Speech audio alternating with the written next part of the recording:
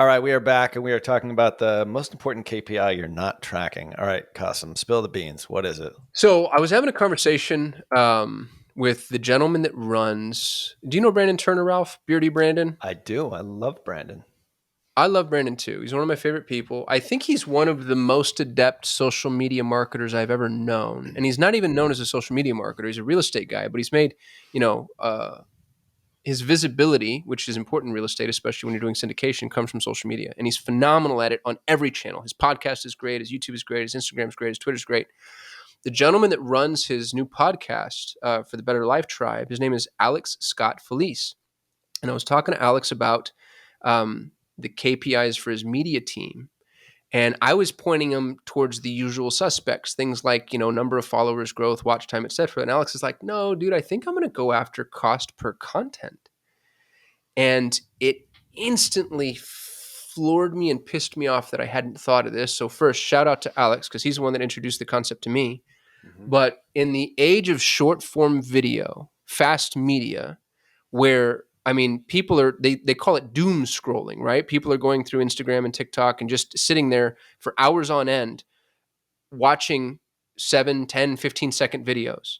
So if somebody's watching 10-second videos for hours on end, how many thousands of videos are they scrolling through every day, week, month, year? And what that means, it puts us in a position as marketers in having to be able to keep up with the insatiable appetite that is everybody's need for media, which means that it's a quantitative game. And because it's a quantitative game, you have to have a quantitative KPI.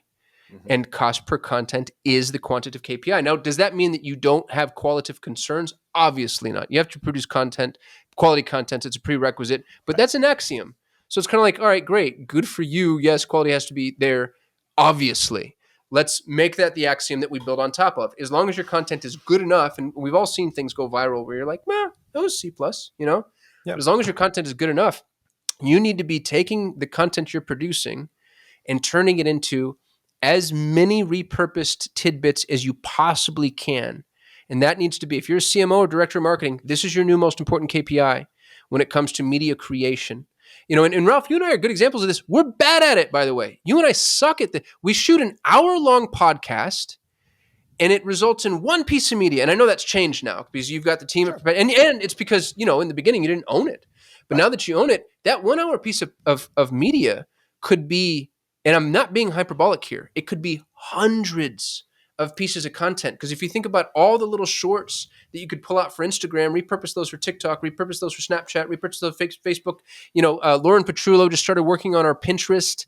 And then that can get pulled out and the transcription becomes a blog. And, the audio clips get snipped up. And if you want to put them on, whatever, make those downloadable. Like repurposing content is a complete, absolute, total prerequisite. And the way to know whether or not you're doing it is to begin tracking cost per content. So that's my sales pitch. I realize I spoke too much, but that's more or less what I think people should be doing. I love the metric because it now puts it into KPI terms. I think that our listener can now measure. So we have a measurement for everything, I'm sure, just like you do. And if you're running a company, you need to have measurements because what gets measured gets managed and what gets managed gets measured, hopefully, vice versa. The point is that we were struggling with, all right, what is it is it number of shorts? Is it number of longs? Is it number of mids? Is it like, what is it? Is it engagement? Is it likes? Is it, how many views? Forget all that. It's just volume at this point. And I think so many people get caught up, and I know like internally and especially externally to teams. And one team that we just had a call with Meta about is they were very concerned about, the quality has to be there. It has to be very high brand. It has to be this and that. And my point to them was, it's not necessarily always about brand. It's about volume and testing and seeing what resonates, because it's gone in an instant.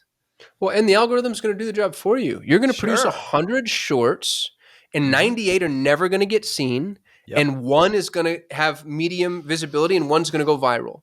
So Yeah. you can either sit around with your whiteboard and your brand guidelines and your team and try to ideate which one's going to go viral, and you'll fail every single time, by the way, or produce the 100. And the benefit you have is if it's not good, no one will see it.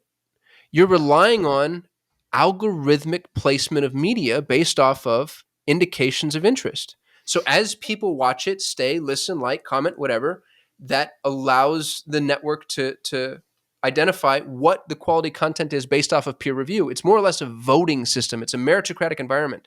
So everybody's need for high production value and brand guidelines, this is what's killing you. You have to, and again, I'm talking to my CMOs and my director of marketing. And by the way, we're going to get real dangerous here, Ralph. Okay, ready? The I'm ready. people in those roles, Hmm. Mr. or Mrs. CMO, the skill set that you came to the job with, the education that you came to the job with, is diametrically opposed to what you need now because of this new environment. Because the CMO used to be the champion of the brand guideline, right? Like the CMO used to be the one that said, hey, we have to maintain continuity. Messaging is the most important. We need to make sure that, like, they were the brakes. They were the brakes, and now they need to be the gas. You have to pump this content out there with the understanding that if it's not good, nobody will see it. And if it's great, and then you can kind of chase those rabbits down holes. So I'm not trying to completely throw quality content or the concept of quality content out the window. What I'm saying is that's the axiom, and now you need to take your quality content and repurpose it 1,000 different ways.